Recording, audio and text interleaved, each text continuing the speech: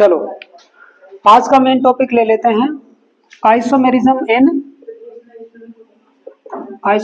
In coordination compounds. Coordination compounds coordination compound तो भाई basically दो टाइप का आपको आइसोमेरिज्म देखने को मिलेगा। Number one is the structural isomerism and number two is stereo isomerism. Okay, stereo isomerism. Structural में क्या होता है, chemical formula is same, okay, but bonding arrangement of atoms, ये इसका कीवर्ड है। बॉन्डिंग अरेंजमेंट ऑफ एटम्स, आपस में जो वो बॉन्ड बना रहे हैं that will be different. Bonding arrangement of atom will be different, of atom is different. बाकी उनका केमिकल फॉर्मूला या मोलिकुलर फॉर्मूला कुछ भी बोल सकते हो, दैट विल बी सेम। तो बॉन्डिंग अरेंजमेंट डिफरेंट होने से उनकी फिजिकल प्रॉपर्टी भी डिफरेंट हो जाएंगी, केमिकल प्रॉपर्टी भी डिफरेंट हो जाएंगी, केवल और केवल उनका फॉर्मूला सेम रहेगा। स्टीरियो आइसोमेरिज्म में क्या होता है, बॉन्डिंग अरेंजमेंट भी सेम होती है, bond between the same type of atom रहते हैं, बट उनकी position in space, position of atoms with respect to each other in space is different। तो इनकी क्या होती है, फिजिकल प्रॉपर्टी भी सेम होती है, केमिकल भी, केवल और केवल एक ही डिफरेंस होता है। फिजिकल और केमिकल में थोड़ा बहुत डिफरेंस आ सकता है, मैं बताऊंगा कहाँ डिफरेंस होगा, ठीक है। केमिकल प्रॉपर्टी सेम होगी, आप ये पॉइंट लिख सकते हो, केमिकल प्रॉपर्टीज सेम होंगी लगभग, लेकिन फिजिकल प्रॉपर्टीज थोड़ी सी चेंज हो जाएंगी, ठीक है। फिजिकल प्रॉपर्टीज चेंज होंगी, ठीक है ना, फिजिकल प्रॉपर्टीज ज्यादा चेंज होंगी। जैसे अगर मान लो, अगर मैं स्टीरियो आइसोमेरिज्म की बात करूं तो जियोमेट्रिकल आइसोमेरिज्म, एक जियोमेट्रिकल होगा, है ना, जियोमेट्रिकल, दूसरा ऑप्टिकल। जियोमेट्रिकल और ऑप्टिकल हम एग्जांपल लेंगे एक एक करके। जियोमेट्रिकल में एक सिस होगा और एक ट्रांस, ऑप्टिकल में एक डेक्स्ट्रो होगा तो एक एल होगा। तो भाई ऑप्टिकल में तो केवल और केवल उसका behaviour towards plane polarised light, यानी कि ऑप्टिकल रोटेशन जो हम देखते हैं केवल वो डिफरेंट रहता है। इसमें तो बॉइलिंग पॉइंट भी सेम, मेल्टिंग पॉइंट भी सेम, सब कुछ सेम। लेकिन ज्योमेट्रिकल में थोड़ा सा डिफरेंस क्या हो सकता है, सिस का और ट्रांस का, क्योंकि भाई इलेक्ट्रिक डाइपोल मोमेंट है ना, ट्रांस में जीरो होती है और इसमें जीरो नहीं होती है, तो वहां पे उनका बॉइलिंग पॉइंट में थोड़ा सा डिफरेंस आ जाता है ज्योमेट्रिकल में, हमने डिस्कस किया था एक बार, ठीक है। अब यहाँ पे कोऑर्डिनेशन कंपाउंड के सिनेरियो में कैसे हम पढ़ेंगे, ये देखो भाई, कोऑर्डिनेशन कंपाउंड तो सबसे ऊपर लिखो यहाँ पे स्ट्रक्चरल आइसोमर्स। कितने टाइप के होंगे यहाँ पे, 4 तरीके के होंगे, ठीक है। There are 4 type of structural isomers. कौन कौन से, आयोनाइजेशन, सबसे पहले लिखो आयोनाइजेशन, एक एक को डिस्कस करेंगे। Ionisation isomerism number 1, number 2 linkage isomerism, number 3 coordination sphere isomerism, coordination sphere या ओनली कोऑर्डिनेशन आइसोमेरिज्म भी बोलते हैं। कौन कौन से, ionisation, linkage, coordination, and third one is hydrate isomerism. इनको एक एक करके डिस्कस करेंगे हम। चलिए, पहला आयोनाइजेशन का मतलब ये है, जैसे मान लो आपका ये एक NH3 5Cl और यहाँ पे Cl2, ये एक कंपाउंड है, ठीक है। अब मैं इसको क्या करूं, इसको ऐसे भी लिख सकता हूं, CO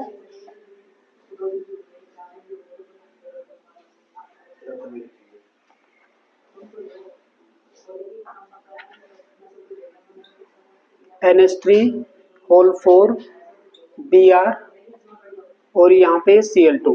अब की बार मैं क्या करूँ, CONH3 होल 4 Cl और यहाँ पे Br2 ऐसे करके। जब भी इसका आयनाइज, देखो chemical formula is same, chemical formula दोनों का सेम है, लेकिन जब ये आयनाइज जब होगा तो डिफरेंट स्पीसीज देगा, और जब ये आयनाइज होगा तो डिफरेंट स्पीसीज देगा। इसके अंदर जो आयनाइजेशन के आयन मिलेंगे वो होगा CONH3 whole 4 Br2 positive plus में 2Cl नेगेटिव आयन। ठीक है, ये आयन होंगे। इसके अंदर क्या होगा, इसके अंदर कोऑर्डिनेशन फिर तो एज इट इज रहेगा, NH3 whole 4 Cl2 positive plus में 2Br नेगेटिव। तो दोनों के अलग अलग आयन हैं। इस टाइप के जो आइसोमेरिज्म होगा वो आपका हो जाता है आयोनाइजेशन। अब बात करते हैं लिंकेज। लिंकेज के अंदर क्या होगा, आपने लिंकेज आइसोमेरिज्म में आपने इसका नाम सुना होगा, ambidentate group. Ambidentate group, ambidentate group कौन से होते हैं, एम्बीडेंटेट ग्रुप वो होते हैं जो मोर देन वन साइड से जुड़ सकते हैं। जैसे कि ये साइनाइड ग्रुप जिसको हम बोलते हैं साइनिडो, क्योंकि नेगेटिव होता है। ये कार्बन एंड से भी जुड़ सकता है और ये नाइट्रोजन एंड से भी जुड़ सकता है। जब ये कार्बन एंड से जुड़ेगा तो साइनिडो, साइनिडो, और जब ये एनसी की तरफ से जुड़ेगा like this, it will be isocyanido. ठीक है, आइसोसाइनिडो। तो भाई chemical formula same, but linkage site जो है ना, linkage site is different, that will be your linkage isomerism. Okay, in that case that will be linkage isomerism. और बताओ ऐसा कोई एम्बीडेंटेट CN के अलावा, एक होता है हमारा NO2। अगर वो नाइट्रोजन की तरफ से जुड़ता है तो इसको क्या बोलते हैं, नाइट्रीटो N, और अगर वो ऑक्सीजन की तरफ से जुड़ता है ONO तो ये हो जाता है नाइट्रीटो O, नाइट्रीटो O। एक और ले लो CNO, ये साइनेट ग्रुप होता है, साइनेट। तो इसका जो नेम होगा वो होगा साइनेटो, साइनेटो। अगर ये कार्बन की तरफ से जुड़े तो, अगर ये नाइट्रोजन की तरफ से जुड़ता है जैसे NCO तो ये हो जाएगा आपका आइसोसाइनेटो, यानी कि लिंकेज साइट चेंज हो गई। एक और बताता हूं, एक और कौन सा है, CNS, CNS। ठीक है, CNS, यहां पे अगर ये कार्बन की तरफ से जुड़ता है तो ये होता है थायोसाइनेट, ये थायोसाइनेट होता है तो थायोसाइनेटो। ठीक है, और अगर ये नाइट्रोजन की तरफ से जुड़ता है जैसे NCS, थायो वर्ड आ जाएगा, आइसोथायोसाइनेटो, आइसोथायोसाइनेटो। नेगेटिव चार्ज होता है, -1 चार्ज होता है, इसके ऊपर भी, इसके ऊपर, सबके ऊपर -1। Okay, like that. तो ये सारे के सारे लिंकेज आइसोमर को जन्म दे देंगे भाई, because of different linkage site, different linkage site की वजह से। नेक्स्ट वन, ये तो सबसे सिंपल है भाई, हाइड्रेट आइसोमेरिज्म। इसमें क्या होता है, वाटर ऑफ हाइड्रेशन को ध्यान में रखा जाता है। वाटर ऑफ हाइड्रेशन के कितने मॉलिक्यूल है उसके अंदर, है ना, वाटर ऑफ हाइड्रेशन के कितने मॉलिक्यूल है, जैसे CrH2O होल 5, CrH2O होल 5, और कितना हो जाएगा, क्रोमियम +3 में अगर हम लेते हैं तो यहाँ पे Cl कितना चार्ज हो गया, +2, ये Cl2 और डॉट H2O, यहाँ पे वाटर ऑफ हाइड्रेशन कितना हो गया, 1। CrH2 whole 5 Cl, Cl2 dot H2O। अब की बार क्या करें, CrH2O होल 6 ये अंदर ले आए, H2O होल 6 और Cl3 बाहर। Chemical formula is same, but हाँ बोलिए,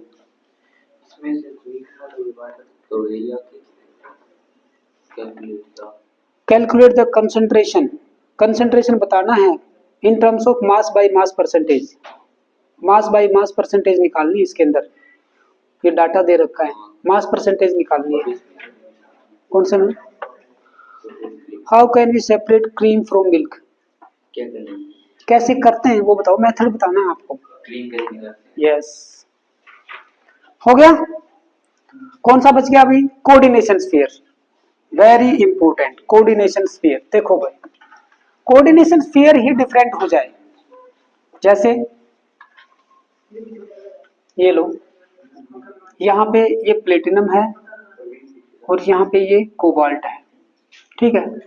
ये हो गया Cl4 और ये हो गया मान लो H2O, ठीक है। ऐसे नेक्स्ट में क्या हो सकता है, केवल और केवल चेंज करवा दो, CO Cl4 के साथ आ जाए और प्लेटिनम इसके साथ चला जाए, ठीक है। यहाँ पे कोऑर्डिनेशन स्फीयर चेंज हो गया, दोनों मेटल का इंटरचेंज हो गया, दैट इज। और भी बहुत सारे कंपाउंड हैं, जैसे कोबाल्ट का अमोनिया के साथ बनता है कॉम्प्लेक्स ये, और साथ में क्रोमियम Cl6, इनको इंटरचेंज कर दो, CrNH3(6) और Cr यहाँ पे आ गया तो यहाँ पे Cl रह जाएगा, Cl6 like this. Metal interchange हो गए।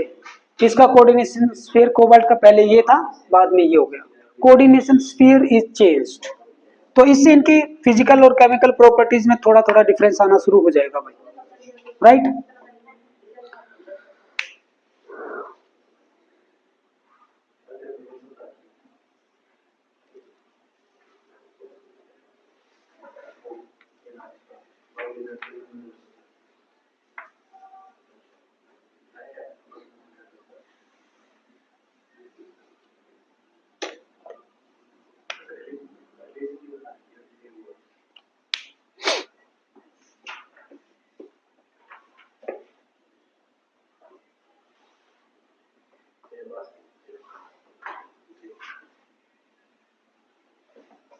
हो गया। चलो अब हम करते हैं जियोमेट्रिकल। जितने भी कोऑर्डिनेशन कंपाउंड हैं अगर उनकी शेप को देखा जाए तो मेनली उनकी तीन तरह की शेप आएगी बेटा। जियोमेट्रिकल जो आइसोमेरिज्म है, एक तो शेप आपको मिलेगी स्क्वायर प्लेनर कॉम्प्लेक्सेस होते हैं, है ना। दूसरे हो सकते हैं टेट्राहेड्रल, और थर्ड कौन से आते हैं, ऑक्टाहेड्रल, ठीक है ना। थर्ड कौन से आते हैं, ऑक्टाहेड्रल। टेट्राहेड्रल के बाद में ऑक्टाहेड्रल, तीन ही तरह के कंपाउंड होते हैं, है ना।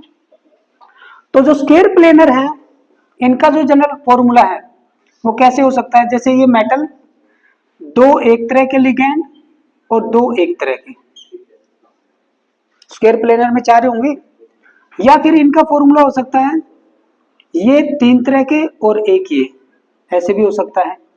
दूसरा दो लिगेंड है, अब की बार मैं तीन लिगेंड वाला ले सकता, मतलब दो लिगेंड एक जैसे Y और Z, तीसरा और चौथा अलग अलग हो सकता है, ठीक है। तो इस टाइप के जो कंपाउंड होंगे ना जिसके अंदर एटलीस्ट दो एक जैसे होने चाहिए, एटलीस्ट दो एक जैसे होने चाहिए, ताकि मैं दोनों में सेग्रीगेट कर सकूं। देखना कैसे, जैसे मान लो ये वाला लेता हूं, ये मेटल मैंने बीच में रखा, इस फॉर्मूले को ले रहा हूं। एक बार तो ये ऐसे हो सकते हैं, ठीक है, स्क्वायर प्लेनर है, एक स्क्वायर प्लेनर स्ट्रक्चर, ऐसे चार लिगेंड है। एक बार इनकी स्ट्रक्चर कैसे हो सकती है, ऐसे हो सकती है भाई, अपोजिट टू ईच अदर, है ना, अपोजिट टू ईच अदर। इसमें तो ये एडजेसेंट है, एडजेसेंट टू ईच अदर, लेकिन इसमें वो एक दूसरे के बगल में नहीं है, सेम एटम अपोजिट में है। This is known as cis form, this is known as trans form, right. तो स्क्वायर प्लेनर में हो सकता है। टेट्राहेड्रल में कोई भी ज्योमेट्रिकल आइसोमेरिज्म एग्जिस्ट नहीं करेगा। क्यों नहीं करेगा? टेट्राहेड्रल में ज्योमेट्रिकल आइसोमेरिज्म क्यों शो नहीं होगा? क्योंकि इसके अंदर जो है ना, जो पोजीशन है, जैसे देखो यहाँ पे मेटल होगा, एक बोर्ड ये ऊपर की तरफ है X, ये कुछ भी लिख लो आप Y, एक होगा पीछे की तरफ हमसे दूर होता चला गया, ये Z मान लो, और एक होगा हमारी तरफ, अपनी तरफ आ गया, है ना, अपनी तरफ आ गया ये, टुवर्ड्स अस, ठीक है, टुवर्ड्स अस, टुवर्ड्स अस, ये होगा एक्स वाई जेड, इसको डब्ल्यू मान लो। चार अलग अलग तरीके के रूप फॉर एग्जाम्पल मैं ले रहा हूं। तो ये जो है ना, इनमें क्या होगा, इनमें ये एक दूसरे की सारी एडजेसेंट पोजीशन है, इनमें कोई अपोजिट नहीं जा सकता। इनमें कोई अपोजिट जा ही नहीं सकता, एक दूसरे से दूर जा ही नहीं सकते, इनकी रेस्पेक्टिव पोजीशन एक दूसरे के पास ही है। अगर इसको हटा के यहां से हटा के मैं यहां लगा दूं, कोई फर्क नहीं पड़ेगा, ठीक है, कोई फर्क नहीं पड़ेगा, उनकी रेस्पेक्टिव पोजीशन वही रहेगी, डब्ल्यू के बराबर में वाई और जेड, यहाँ पे भी लगा देंगे तो डब्ल्यू के बराबर में वाई और Z, right. So tetrahedral complexes can not exist geometrical isomerism. Octahedral वाले कर सकते हैं भाई, ऑक्टाहेड्रल वाले कर सकते हैं, कैसे देखो ऑक्टाहेड्रल में क्या होगा। ऑक्टाहेड्रल में पहले मैं लेता हूं इस टाइप का कंपाउंड, 4 लिगैंड तो एक तरीके के और 2 अलग, ठीक है। तो एक बार तो ये स्ट्रक्चर ऐसी बना सकते हैं जिसमें एक्स और एक्स एक दूसरे के बिल्कुल अपोजिट हो और बाकी ये सारे एक प्लेन में, यही होता है ऑक्टाहेड्रल, ठीक है, यही होता है ऑक्टाहेड्रल। ये एक प्लेन में, ठीक है, एक प्लेन के ऊपर है और एक प्लेन के अंदर है। इसको मैं, इसका एक दूसरा नेम भी होता है square planar bi pyramidal, square planar bi pyramidal, ठीक है ना, 2 पिरामिड होते हैं, एक ऊपर और एक नीचे। तो एक तो ये ऐसे हो सकते हैं when they are very away from each other, anti to each other, लेकिन एक फॉर्म ऐसे हो सकती है जिसमें एक्स और एक्स एडजेसेंट पोजीशन में हो, ठीक है ना, एडजेसेंट में, जैसे मेटल यहाँ पे है, एक्स यहाँ लगाया और भाई एक्स यहीं पे आ गया, बाकी सारी पोजीशन पे हमारे दूसरे लिगेंड चले जाएंगे, ठीक है, ए यहाँ पे आ गया, बस ये 2 ही बन सकते हैं। This is known as anti form and this is cis. बोलो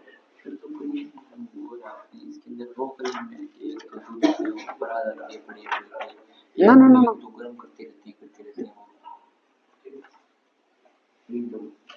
हाँ तो कैसे निकाल सकते हैं, ये कैसे भी होता है, उसको क्या बोलते हैं,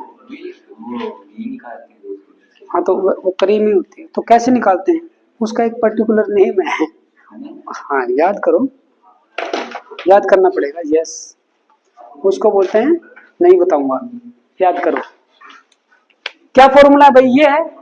अब मैं आपको एक और फॉर्मूला देता हूं और उसमें बनाइए आप कैसे बना सकते हो, और उसमें जो आइसोमर बनेंगे ना उनका नेम सिस, और ये sorry this is cis and this is trans, this is trans, ये वाला फॉर्मूला ले लो भाई। मेटल है, 3 एक तरह के हैं और 3 एक तरह के हैं, इस टाइप का अगर फॉर्मूला होगा तो क्या होगा, ये वाला,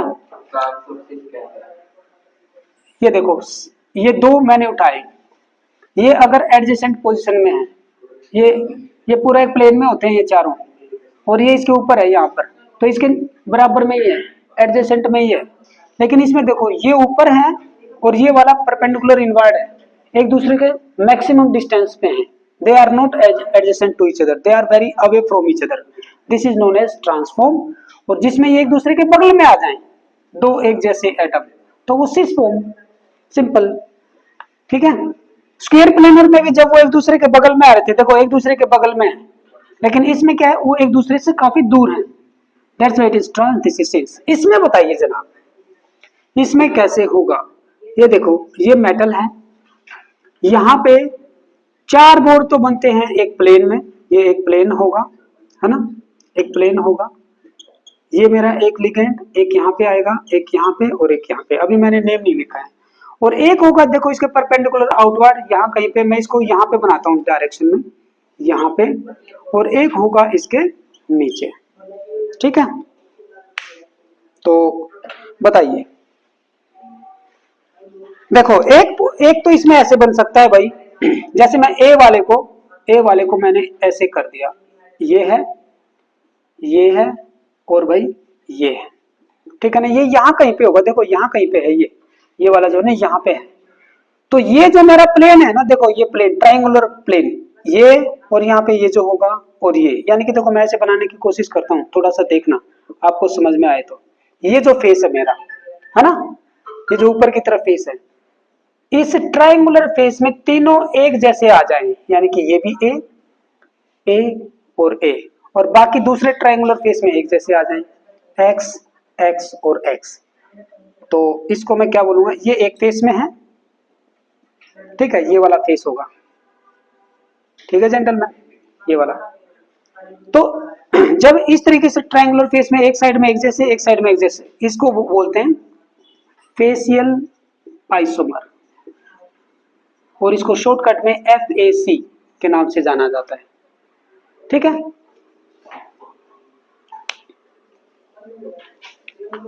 अब कौन सा, कोई भी एक इंटरचेंज करवा दो, मतलब ऐसे ट्रायंगुलर फेस में ना, इसको यहाँ पे पहुंचा दो और इसको यहाँ पे, कोई ट्रायंगुलर फेस नहीं बनना चाहिए, ठीक है ना, अलग अलग बनेगा।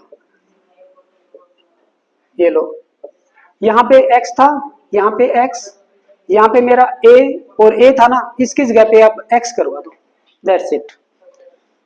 तो अब मैं मान लो यहाँ पर कुछ भी लगाऊंगा, x 3x तो यहाँ पर आ गए, एक यहाँ पे देखो, एक ही ट्रायंगुलर फेस में, एक ही ट्रायंगुलर फेस में तीनों एक जैसे नहीं है, दो एक जैसे हैं, एक ही, तो ये मेरा फेशियल नहीं है। यहाँ पे a, इस ट्रायंगुलर फेस में, इस ट्रायंगुलर फेस में तीनों एक जैसे नहीं है, उसमें तीनों एक जैसे थे, ठीक है, इसमें तीनों एक जैसे नहीं है। ये मेरा प्लेन है, स्क्वायर प्लेन, ठीक है, और एक यहाँ पे पिरामिड बना रहा है। तो ये वाले प्लेन में देखो, ये जो ट्रायंगुलर फेस है, ट्रायंगुलर फेस, ट्रायंगुलर फेस जो है उसके अंदर all the three ligands are not same, तो उससे क्या बनेगा, उससे बनेगा मेरीडियोनल आइसोमर, मेरीडियोनल आइसोमर, मेरिडियन के अलोंग बनते हैं मेरीडियोनल आइसोमर्स, और उसको शॉर्टकट में बोलते हैं मर, MER, मर आइसोमर, ठीक है।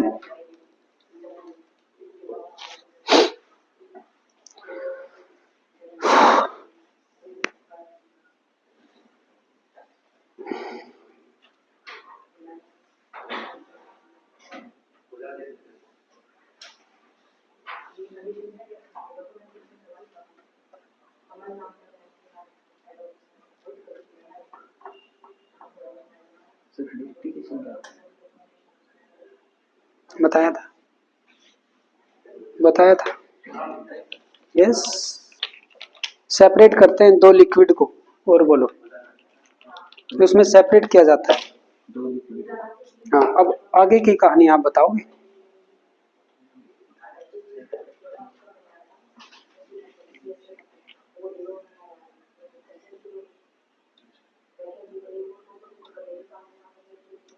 बन गया, डिफाइन कर दोगे दोनों को, एग्जाम्पल दे दोगे, फॉर्मूला आएगा, कौन सा किस में एग्जिस्ट कर सकता है, क्या इस फॉर्मूले में ये एग्जिस्ट कर जाएगा, ये वाला अगर फॉर्मूला आ जाए, जैसे मान लो Ma4X2, क्या इसमें फेशियल और मेरीडियोनल आइसोमर बन जाएंगे, इसमें नहीं बनेंगे भाई, इसके लिए तीन एक जैसे चाहिए, Ma3 और X3 ऐसे, ठीक है ना, तभी वो तीनों कॉर्नर पे सेम आएंगे, तभी वो फेशियल या मेरीडियोनल होगा। नेक्स्ट कौन सा ले लें, अब ज्योमेट्रिकल इज ओवर। ज्योमेट्रिकल में हम कितनी तीनों को डिस्कस कर चुके हैं, इसके अंदर कर दिया, इसके अंदर एग्जिस्ट करेगा नहीं। ऑक्टाहेड्रल में मैंने बता दिया, ऑक्टाहेड्रल में दो तरह के फॉर्मूले हो सकते हैं, है ना, या तो Ma4X2 वाला या फिर ये वाला, इसके अंदर होंगे आपके सीस और ट्रांस, और इसके अंदर होंगे आपके फेस और मर, ठीक है। Now come to the next one. अगर ये आपको 3 डायमेंशनली समझ में आ गया है, वेल एंड गुड। चलिए अब हम आगे बढ़ेंगे।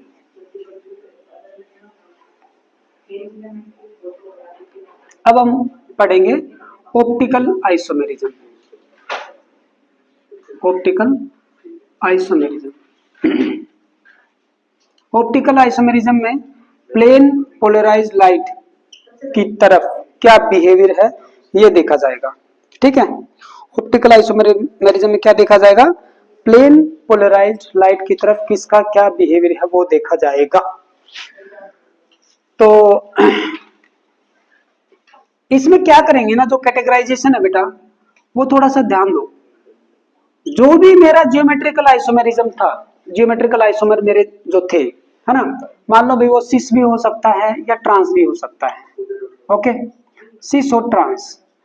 तो अगर मान लो मैंने आपको बोल के दे दिया कि मेरा सिस फॉर्म है एक तो, ठीक है, और दूसरा एक ट्रांसफॉर्म है, ट्रांसफॉर्म, तो ऑप्टिकली एक्टिव कौन सा होगा और ऑप्टिकली इनएक्टिव कौन सा होगा। जैसे देखो, अगर मान लो मैं ले लेता हूं एम एक्स और एक्स, और यहाँ पे वाई वाई वाई वाई, यहाँ पे मैं सिस बनाता हूं एम 3y तो यहाँ पे लगा दूंगा, और चौथा मैं x वाला ले आऊंगा इस प्लेन में, और बाकी एक x इधर लगा दो और एक y इधर, यानी कि एडजेसेंट पोजीशन में आ गया तो ये सिस फॉर्म बन गया, एडजेसेंट पोजीशन में आ गया तो ये ट्रांस हो गया।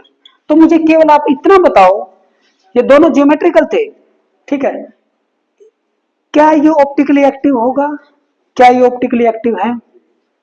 जब हम ऑप्टिकल आइसोमेरिज्म पढ़ते हैं तो ऑप्टिकल एक्टिविटी के लिए देखिए, ऑप्टिकल एक्टिविटी यानी कि किसी भी कंपाउंड को ऑप्टिकली एक्टिव अगर होना है तो नेसेसरी और सफिशिएंट कंडीशन क्या है, नेसेसरी एंड सफिशिएंट कंडीशन एक ही कंडीशन है, और वो है बेटा absence of symmetry elements, absence of symmetry element, कोई भी सिमेट्री एलिमेंट नहीं होना चाहिए अवेलेबल। कौन कौन से सिमेट्री एलिमेंट होते हैं, सेंटर ऑफ सिमेट्री, जिसको सेंटर इन्वर्जन सेंटर भी बोलते हैं, या सेंटर ऑफ इन्वर्जन, या फिर axis of symmetry, axis of symmetry को सी एन से डेनोट करते हैं, या फिर प्लेन ऑफ सिमेट्री जिसको मैं सिग्मा से डेनोट करता हूं। उसके अंदर प्लेन भी नहीं होना चाहिए, एक्सिस ऑफ सिमेट्री भी नहीं होनी चाहिए, सेंटर ऑफ इन्वर्जन भी नहीं होना चाहिए। लेकिन इस कंपाउंड के अंदर देखो, यहाँ पर इस मेटल के सेंटर में, इसमें तो सेंटर ऑफ इन्वर्जन ही आ गया, क्योंकि इतनी दूरी पे मैं चला x था, इसके अपोजिट चला इनवर्स डायरेक्शन में x है, इस डायरेक्शन में y है, इसमें y, तो इसके अंदर सेंटर ऑफ इन्वर्जन भी है। तो पहला ही पॉइंट देखा हमने, प्रेजेंट हो गया सिमेट्री एलिमेंट, तो ये ऑप्टिकली एक्टिव नहीं हो सकता। और इसके अंदर तो भाई एक्सिस ऑफ सिमेट्री भी है, अगर मैं इस एक्सिस को ऐसे पास करता हूं perpendicular to this along X M and X, और इसको रोटेट करूं 90 डिग्री, ये यहाँ पे आ जाएगा, ये यहाँ पे अगेन सेम शेप आ जाएगी, तो इसके अंदर तो एक्सिस ऑफ सिमेट्री भी है, प्लेन भी है, ए प्लेन लाइक दिस, ऊपर का आधा पार्ट सेम है, नीचे का सेम, तो इसके अंदर तो सारे एलिमेंट है, ये तो किसी भी सूरत में नहीं हो सकता। ये वाला बताओ, क्या इसके अंदर कोई एक्सिस ऑफ सिमेट्री है, सेंटर ऑफ सिमेट्री दिख रहा है, क्या कोई प्लेन ऑफ सिमेट्री है,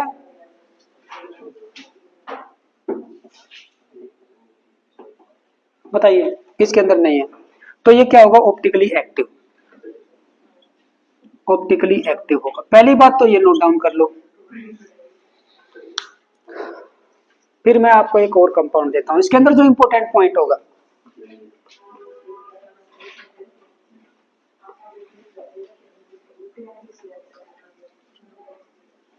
अब एक एग्जांपल दूंगा, उसमें एक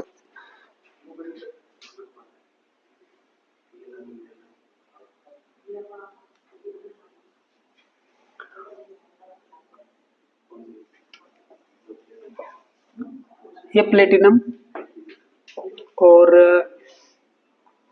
प्लेटिनम का ये फॉर्मूला लेते हैं, प्लेटिनम En होल ट्वाइस और Cl2, ठीक है, ये मेरा कंपाउंड है, फॉर एग्जांपल ये कंपाउंड है। तो इसकी स्ट्रक्चर देखो, मैं दो तरीके से बना सकता हूं, ये ऑक्टाहेड्रल है और ये बाइडेंटेट लिगेंड है भाई, ये वाला, ठीक है ना, कौन सा है ये, CH2 इस साइड से NH2 और इस साइड से NH2, तो एक इलेक्ट्रॉन पेयर यहाँ पे ये ऐसे देता है, ठीक है ना। तो भाई इसकी स्ट्रक्चर देखो, एक तो ऐसे बन सकती है कि इन यहाँ पे आ जाए, एक इस पोजीशन से इलेक्ट्रॉन दे और एक इस पोजीशन से इलेक्ट्रॉन दे ऐसे, और एक बार इन मेरा यहाँ पे आ जाए, ठीक है, और Cl यहाँ पे और Cl यहाँ पे, क्या ये ऑप्टिकली एक्टिव होगा,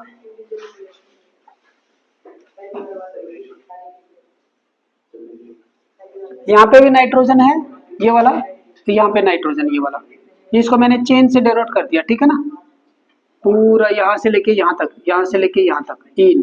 ओके, तो ये ऑप्टिकली इनएक्टिव होगा, optically inactive, optically inactive. Okay, दूसरा एक ऐसे हो सकता है, प्लेटिनम यहाँ पे 4 बॉन्ड ऐसे हैं, तो और 5वां ये, छठा ये, इनको मैं यहाँ पे रख दूं, इसमें और इसमें, ठीक है, ये वाली पोजीशन मैंने यहाँ पे ले ली। ऑप्टिकली इनएक्टिव होगा बेटा, सेंटर ऑफ सिमेट्री आ गया, सिमेट्री एलिमेंट आते ही ऑप्टिकल एक्टिविटी खत्म, यही तो लिखा मैंने। नेसेसरी सफिशिएंट क्या है, एब्सेंस ऑफ सिमेट्री एलिमेंट, और इसके अंदर तो बहुत कुछ है, सेंटर ऑफ इन्वर्जन भी है ना, centre of axis of symmetry भी है, प्लेन ऑफ सिमेट्री भी है इसके अंदर, ठीक है, एक प्लेन जो बिल्कुल ऐसे काटेगा, ठीक है, आधा मॉलिक्यूल एक जैसा है, आधा मॉलिक्यूल एक जैसा, और ये वाला प्लेन भी, क्योंकि इसके ऊपर सीएल अंदर सीएल, तो इसके अंदर तो कई सारे प्लेन है, ये वाला प्लेन भी प्लेन ऑफ सिमेट्री है, ये वाला भी, ठीक है, हाफ हाफ कर रहा है, so there are many planes. अब इस कंपाउंड में देखो, एक ईएन मैंने यहाँ पे लगा दिया, दूसरा मैं यहाँ पे लगा दूं, मान लो ये मेरा इन है, बाकी सीएल यहाँ पे और सीएल यहाँ पे, ये तो है मेरा ट्रांसफॉर्म, ये क्या है, सिस, ठीक है, सिस है। अब इसकी अगर मैं मिरर इमेज बनाऊंगा ना, इसकी मिरर इमेज, तो वो कैसे बनेगी भाई, बना के देखो, 1 2 3 4 5 एंड 6, इस वाले में तो इन आ जाएगा, ठीक है, और ये जो दूर है ये इधर चली जाएगी इन, ये नजदीक है सीएल और ये सीएल, ऐसे बनेगी भाई। क्या ये मिरर इमेज इसके ऊपर सुपर इम्पोज हो सकती है, नहीं हो सकती, बिल्कुल भी नहीं हो सकती इसके ऊपर सुपर इम्पोज, कैसे भी, ये दोनों सिस हैं लेकिन non super imposable mirror image है, तो ये दोनों ऑप्टिकली एक्टिव हैं, और दोनों ऑप्टिकली एक्टिव हैं, नॉन सुपर इम्पोजिबल हैं, तो इनको बोलते हैं एनेंशियोमर्स, ये दोनों एनेंशियोमर्स हैं, ठीक है, ऐसे, यानी कि इन जो है ना ट्रांस में नहीं होना चाहिए बस, बाकी एक ऊपर और एक इसमें, ऐसे होगा ना सिस फॉर्म में, तो ही ये ऑप्टिकली एक्टिव होगा और एनेंशियोमर्स बनाएंगे। तो कितने आइसोमर हो गए भाई इसके, कितने आइसोमर हो गए, इस फॉर्मूले के कितने आइसोमर हो गए इसके, एक तो ये 2 और 3, इसकी जो मिरर इमेज होगी वो सेम होगी, सुपर इम्पोजिबल होगी, तो इसका तो एक ही और 2, ये 3 आइसोमर है, जिसमें से एक ऑप्टिकली इनएक्टिव है और 2 ऑप्टिकली एक्टिव है, राइट। अब ले लेते हैं ये वाला PTEN होल थ्राइस, यानी कि ये है प्लेटिनम 1 2 3 4 ऐसे, और 5 एंड 6 ऐसे आ जाए, ऐसे आ जाए। क्या ये तीसरा इन आ सकता है यहां से यहां, क्या ये स्ट्रक्चर पॉसिबल हो सकती है, क्योंकि इन बाहर नहीं मन अंदर ही है, क्या ये ऐसे आ सकता है भाई, एक एटम यहाँ पे बॉन्ड बनाए ऊपर से और एक बाहर से, मतलब नीचे से, नहीं आ सकता। यानी कि दिस स्ट्रक्चर, अगर मैं ये सोचूं ना कि जैसे मान लो इन बॉन्ड में यहाँ ले लूं और ये इसके और इसके बीच में, दिस इज नॉट पॉसिबल, ऐसी नहीं होगी। तो इसलिए मुझे क्या करना पड़ेगा, थोड़ा सा इस टाइप में बनाना पड़ेगा, 1 2 3 एंड 4 5 एंड 6, एक तो यहाँ पे आ जाए, ठीक है, एक यहाँ पे आ जाए, ये पॉसिबल है, और भाई एक इधर डाल दो, ठीक है ना, ऐसे पॉसिबल है।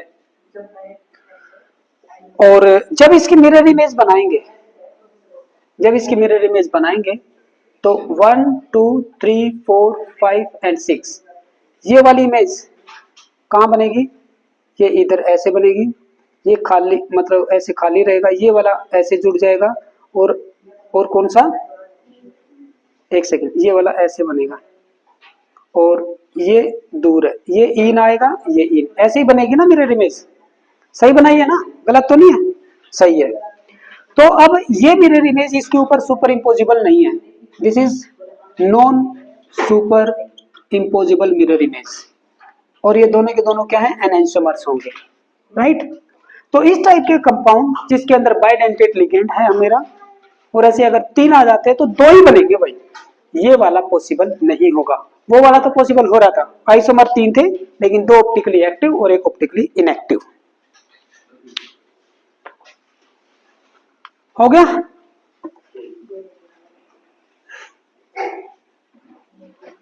इसमें किसी टाइप का कोई डाउट है तो पूछिए बेटा।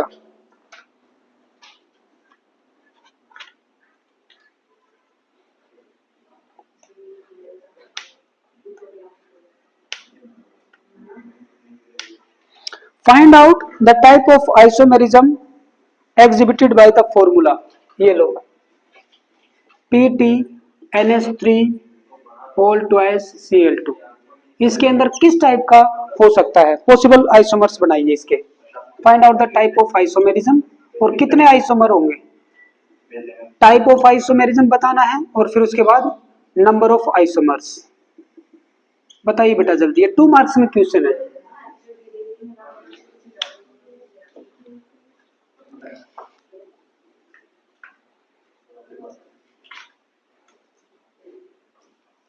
बताइए।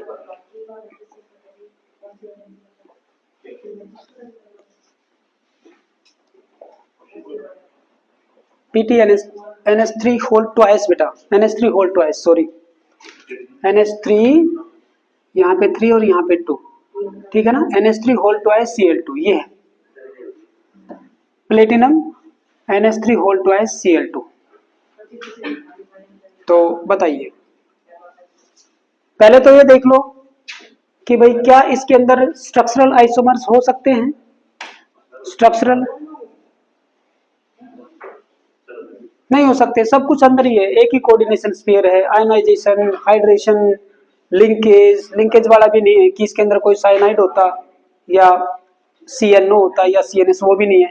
तो इसके अंदर होंगे हमारे स्टीरियो। स्टीरियो के अंदर भी क्या इसके अंदर जियोमेट्रिकल है, जियोमेट्रिकल आइसोमर हो सकते हैं।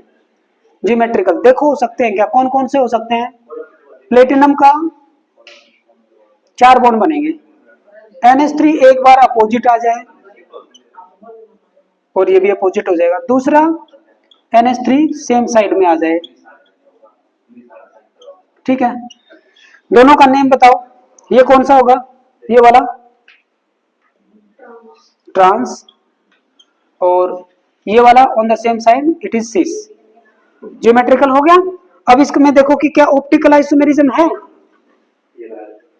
क्या ऑप्टिकल आइसोमेरिज्म हो सकता है इसके अंदर, क्या ये वाला शो कर सकता है ऑप्टिकल आइसोमेरिज्म, ये वाला देखो।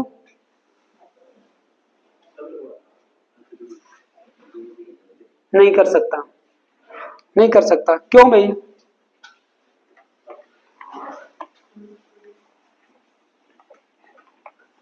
ये जो स्ट्रक्चर है ये तो इंक्लूड हो गई आपके जियोमेट्रिकल आइसोमेरिज्म में, इसके अलावा और कोई स्ट्रक्चर बन नहीं सकती। मैं केवल और केवल ये पूछना चाहता हूं कि भाई क्या ये ऑप्टिकली एक्टिव है या ये वाला ऑप्टिकली एक्टिव है। अगर इसकी मिरर इमेज बनाएंगे, पहली बात तो ये देखो, ये Cl है, ये Cl, ये Cl और ये Cl। मिरर इमेज तो बाद में बनाएंगे, पहले देखेंगे इसके अंदर सेंटर ऑफ इन्वर्जन है क्या। ये इससे इतनी दूरी पे गए तो Cl, इससे इतनी दूरी पे गए तो Cl है, इस साइड में N, इस साइड में N है, सेंटर ऑफ इन्वर्जन है, एक ही देख लो काफी है। तो ऑप्टिकली एक्टिव नहीं होगा, ये ऑप्टिकली एक्टिव नहीं है। इसके अंदर देखो, यहाँ पे आ जाओ, PT, यहाँ पे Cl, यहाँ पे Cl, यहाँ पे NH3 और यहाँ पे NH3। क्या इसके अंदर सेंटर ऑफ इन्वर्जन है, इस साइड में Cl, इस साइड में नहीं, सेंटर ऑफ इन्वर्जन तो कैसे भी नहीं दिख रहा, सेंटर ऑफ इन्वर्जन नहीं है। नेक्स्ट देखते हैं, एक्सिस ऑफ सिमेट्री Cn है क्या। n क्या होता है, n की वैल्यू होती है 360 डिवाइडेड बाय जितना हम उसको रोटेट करेंगे।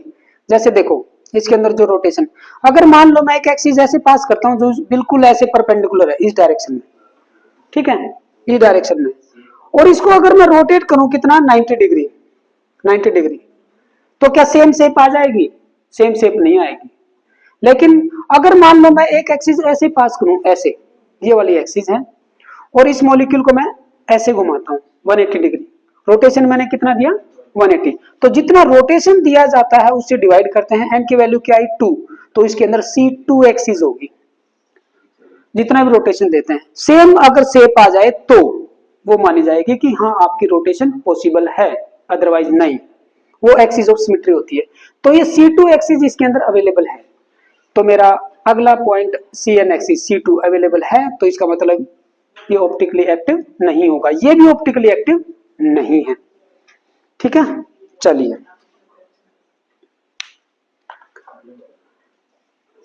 हो गया।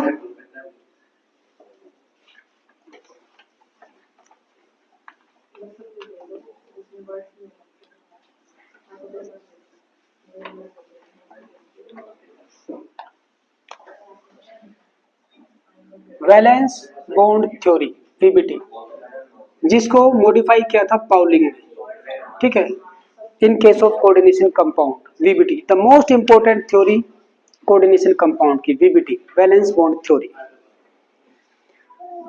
वैलेंस बॉन्ड थ्योरी क्या कहती है कि भाई जब भी मेटल की तरफ लिगेंड बढ़ेंगे ना, जितने भी लिगेंड आएंगे उसकी तरफ, इसका मेन आइडिया समझना बेटा, जब भी इसकी तरफ लिगेंड बढ़ रहे हो कितने भी हो सकते हैं, उससे पहले ये मेटल अपने ऑर्बिटल को यूज करके, वो ऑर्बिटल मेरा s ऑर्बिटल हो सकता है, p हो सकता है, d हो सकता है, इनकी इंटरमिक्सिंग करेगी और न्यू हाइब्रिड ऑर्बिटल बनाएगी। यानी कि ये जो मेटल है ना पहले हाइब्रिडाइजेशन में जाएगी और जितने इसके इलेक्ट्रॉन हैं वो हम उसमें फिलअप करेंगे और फिर उसके बाद में अगर खाली जगह बची है हाइब्रिड ऑर्बिटल में तो उसको फिलअप करेंगे आपके लिगेंड। इसको मैं एक एग्जांपल से समझाऊंगा कि ये थ्योरी क्या कहना चाहती है। देखो कोई एक एग्जांपल ले लो, जैसे कि एक एग्जांपल ले लेते हैं इसमें, क्रोमियम NH3 क्रोमियम NH3 और इसके ऊपर 3 पॉजिटिव चार्ज। ठीक है, यहाँ पे क्रोमियम का ऑक्सीडेशन स्टेट निकालो भाई, it is in 3+ oxidation state, यानी कि 3 पॉजिटिव उसके ऊपर चार्ज है। ठीक है, क्रोमियम का इलेक्ट्रॉनिक कॉन्फ़िगरेशन क्या होता है, 24 होता है, 1s2 2s2 2p6 3s2 3p6, यहाँ तक हो गई 18, 3p6 4s1 3d5, यही होता है ना, 4s2 3d4 नहीं होता है, इसका एक निकल के इसमें चला जाता है। Completely half field electronic configuration chromium और कॉपर वाला, यही दो हमने पढ़े थे।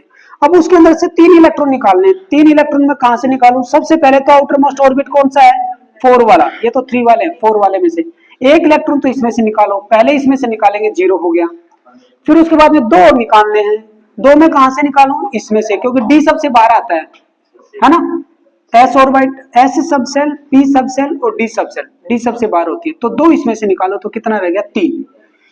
तो अब इस क्या बच गया, ये बच गया बेटा, मैं यहाँ पे लिख रहा हूं देखो 3s से स्टार्ट कर रहा हूं, 3s, फिर इसके बाद में 3p, ठीक है, 3p, 3s के अंदर दोनों के दोनों इलेक्ट्रॉन 3p के अंदर सारे के सारे भरे हुए हैं। ठीक है जी, आगे बढ़ो 3p के बाद में मैं थर्ड ऑर्बिट का ही शो करूंगा, दैट इज d, 3d, इसके अंदर 3 इलेक्ट्रॉन है, 1 2 एंड 3।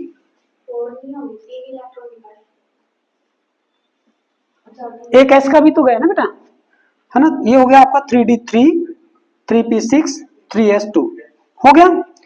फिर अब इसके आगे क्या है, 4s खाली पड़ा है, 4p खाली पड़ा है और 4d खाली है।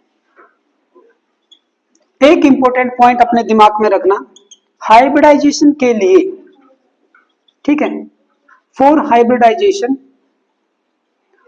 ऑर्बिटल जो है ना, ऑर्बिटल के अंदर इलेक्ट्रॉन हो भी सकता है और इलेक्ट्रॉन ना हो तो भी वो हाइब्रिडाइजेशन में जा सकता है, यानी कि खाली ऑर्बिटल भी जो है ना हाइब्रिडाइजेशन में जा सकते हैं। ठीक है, ये कोई जरूरी नहीं है कि उसके अंदर एक इलेक्ट्रॉन हो, सिंगल इलेक्ट्रॉन या डबल इलेक्ट्रॉन, कोई जरूरी नहीं, 2 इलेक्ट्रॉन अगर दो इलेक्ट्रॉन है ना, फुल फील्ड जो भरा हुआ है वो भी जा सकता है हाइब्रिडाइजेशन में। तो बस आपको इतना याद रखना है, इलेक्ट्रॉन मे और may not be available in the atomic orbital. Okay, अब ये देखो नाइट्रोजन कंटेनिंग जो लिगेंड्स होते हैं ना, very important point, nitrogen containing ligand जैसे कि CN हो गया, NH3 हो गया, और वही जैसे नाइट्रोजन वाले और कौन से आते हैं, दो तो ये हो गए, ठीक है। ये काफी स्ट्रॉन्ग होते हैं, CN नेगेटिव, NH3 और एक CO, ये सबसे ज्यादा स्ट्रॉन्ग होता है। CO तो बहुत स्ट्रॉन्ग है, स्ट्रॉन्ग लिगेंड्स, स्ट्रॉन्ग लिगेंड है। और स्ट्रॉन्ग लिगेंड जो होते हैं वो क्या करते हैं, जब वो सेंट्रल मेटल एटम की तरफ बढ़ते हैं, जब वो सेंट्रल मेटल एटम की तरफ बढ़ते हैं इलेक्ट्रॉन के साथ में, मान लो कि ये मेरा NH3 का लिगेंड है, ठीक है, वो इसकी तरफ बढ़ेगा। जब ये इसकी तरफ बढ़ रहा है तो इसको देख के क्या होगा, स्ट्रॉन्ग अगर है, इसका फील्ड अगर स्ट्रॉन्ग है तो ये बेटा पेयर, इनकी पेयरिंग हो जाती है, पेयर अप करते हैं, पेयर अप करना शुरू करते हैं। कब करेंगे, एक चीज ध्यान रखना, अगर इनके लिए जगह खाली है तो वेल एंड गुड। जैसे मान लो यहाँ पे ये खाली है एक जगह, तो 2 इलेक्ट्रॉन यहाँ पे आ सकते हैं, पूरा का पूरा इलेक्ट्रॉन देंगे। एक चीज और याद रखना, ये ऐसे नहीं है कि एक इलेक्ट्रॉन इसमें दे दें एक इसमें, नहीं, जब भी देंगे तो एक ही ऑर्बिटल है, एक यहाँ पे आ सकता है, एक यहाँ पे आ सकता है, एक यहाँ पे, एक यहाँ पे और एक यहाँ पे, 2 इलेक्ट्रॉन आ जाएंगे, 1 2 3 4 5 एंड 6। एक तो इसकी पॉसिबिलिटी ये है कि ये ऐसे कर ले, ठीक है, पॉसिबिलिटी ये है, ऐसे ये कर सकता है। तो इसमें एक चीज देखो, ये तो है दोनों आउटर मोस्ट ऑर्बिट वाले, है ना, बाहर वाले ऑर्बिट के हैं ये, लेकिन ये जो D है ये अंदर वाले ऑर्बिट का है। अगर ये 2D, 1S और 3P ऑर्बिटल ये अगर हाइब्रिड हो जाएं, ये पेयर अप नहीं हो रहे, अभी ये पेयर अप नहीं हो रहे, ठीक है ना। पेयर अप क्यों नहीं हो रहे हैं वो भी मैं बताऊंगा, क्योंकि ये NH3 है ना, इतना स्ट्रॉन्ग भी नहीं होता है कि हर किसी के अंदर पेयरिंग करवा दे, अगर जरूरत पड़ेगी तो ही करवाएगा, नहीं तो नहीं करवाएगा। D2sp3 ये हाइब्रिडाइजेशन हो गया इसमें, तो इस हाइब्रिडाइजेशन में इनर D ऑर्बिटल यूज होता है, इनर D ऑर्बिटल यूज हो रहा है। तो एक तो इससे जो कॉम्प्लेक्स बनेंगे उनको बोला जाएगा इनर D ऑर्बिटल या इनर ऑर्बिटल कॉम्प्लेक्स, इनसे जो कॉम्प्लेक्स बनेंगे इनको बोला जाएगा इनर ऑर्बिटल कॉम्प्लेक्स, ठीक है। अच्छा देखो, 2D है, 1S है और 3P, टोटल कितने हो गए, 6 हो गए, 6 हो गए तो 6 हाइब्रिड ऑर्बिटल बनेंगे भाई। ये लो, एक हाइब्रिड ऑर्बिटल ऐसा, सारे के सारे सेम शेप में होंगे, 2 3 4 और एक ये 5 और एक ये 6, सारे के सारे एक जैसे हैं। लेकिन यहां पर ये जो D2 है, कौन से हो सकते हैं भाई, D2sp3 हो या फिर sp3d2 हो। जब ये D2 होगा ना तो उसके अंदर कौन से ऑर्बिटल यूज होंगे, उसके अंदर होंगे आपके dx² - y² और dz², ये दोनों के दोनों पार्टिसिपेट करते हैं, याद रखना। इसके अंदर भी यही होंगे, dx² - y² और dz², ये दोनों के दोनों D वाले यूज होते हैं। P में हमें पता ही है px py pz, और S तो अपना सिंगल ही होता है, ठीक है, बस इसका नेचर पता होना चाहिए। अगर आपका होगा sp3d या समटाइम्स dsp3 भी हो सकता है, इसमें ये अंदर वाले ऑर्बिट का है, इसमें ये बाहर वाले का, तो यहाँ पे जब ये अकेला यूज होता है तो dz² ऑर्बिटल यूज होता है। और जब आपका हाइब्रिडाइजेशन होता है sp3d3 यानी कि 3D ऑर्बिटल, तो उस टाइम ये वाले यूज होते हैं, dxy dyz और dzx। एक तो ये पॉइंट नोट डाउन करना है। अच्छा, पाउलिन क्या बोलता है कि हाइब्रिडाइजेशन हो गया, हाइब्रिडाइजेशन के बाद में ये जो सेंट्रल मेटल एटम के हाइब्रिड ऑर्बिटल बने हैं, ये अपने आप को एक पर्टिकुलर डायरेक्शन में ओरिएंट करेंगे, और वो पर्टिकुलर डायरेक्शन डिपेंड करती है नंबर ऑफ हाइब्रिड ऑर्बिटल के ऊपर। अगर ये नंबर ऑफ हाइब्रिड ऑर्बिटल 6 हैं तो डेफिनेटली वो 6 डायरेक्शन में, यहाँ पे सेंट्रल मेटल एटम है 1 2, एक तो ये प्लेन में, ठीक है, प्लेन में जाएंगे, यानी कि एक हाइब्रिड ऑर्बिटल मेरा इस डायरेक्शन में 1, दूसरे वाला इधर 2, तीसरे वाला इधर, और ये चौथा, और ये 5वां, और ये छठा, एक पर्टिकुलर डायरेक्शन में चले जाएंगे। क्या इनके अंदर कोई इलेक्ट्रॉन है पहले से? नहीं है, सारे के सारे खाली पड़े हैं। अब आ जाओ भाई लिगेंड। लिगेंड आ रहा है इधर से, कौन सा? NH3 का। ठीक है, ये इसके इसमें दे देगा, 2 इलेक्ट्रॉन भर दिए। ठीक है, कोऑर्डिनेट बॉन्ड। अब इसके साथ बनेगा आफ्टर हाइब्रिडाइजेशन, ये सेंट्रल मेटल एटम है।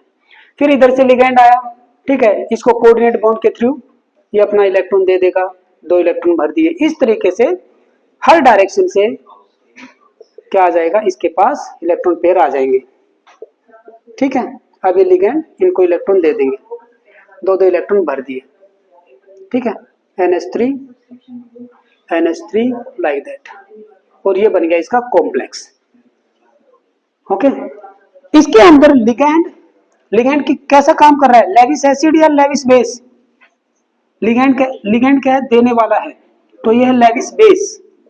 और सेंट्रल मेटल एटम या आयन वो क्या है? लेने वाला, तो उसको बोलते हैं हम लेविस एसिड। यही है लेविस एसिड बेस थ्योरी, वो यही कहता है।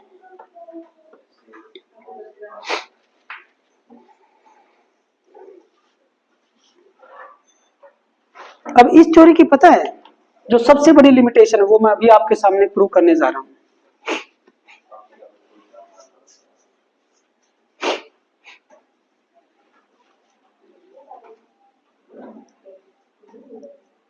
देखो सुनो, जब मैं यहाँ पे इसका हाइब्रिडाइजेशन कर रहा था तो मैंने एक पॉइंट बोला था कि NH3 इज स्ट्रॉन्ग लिगेंड, लेकिन उसने अगर ये इतना स्ट्रॉन्ग होता तो इनकी पेयरिंग करवाता, लेकिन इसने नहीं करवाई। तो इसमें पता है, पहले से पता नहीं होता कि वो लिगेंड उसकी पेयरिंग करवा पाएगा कि नहीं। हमें आइडिया अगर हो कि भाई ये जो कंपाउंड है मेरा पैरामैग्नेटिक है या डायमैग्नेटिक, अगर ये इंफॉर्मेशन हो ना तो फिर मैं बता दूंगा। देखो, अगर ये पैरामैग्नेटिक होगा तो डेफिनेटली इसके अंदर लोन पेयर इलेक्ट्रॉन अच्छे खासे होंगे, हाईली पैरामैग्नेटिक, तो भाई इसने पेयरिंग नहीं करवाई।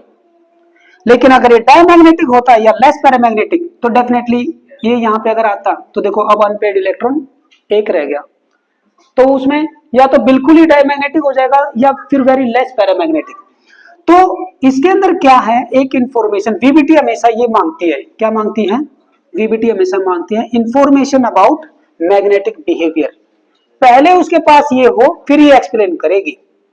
Information about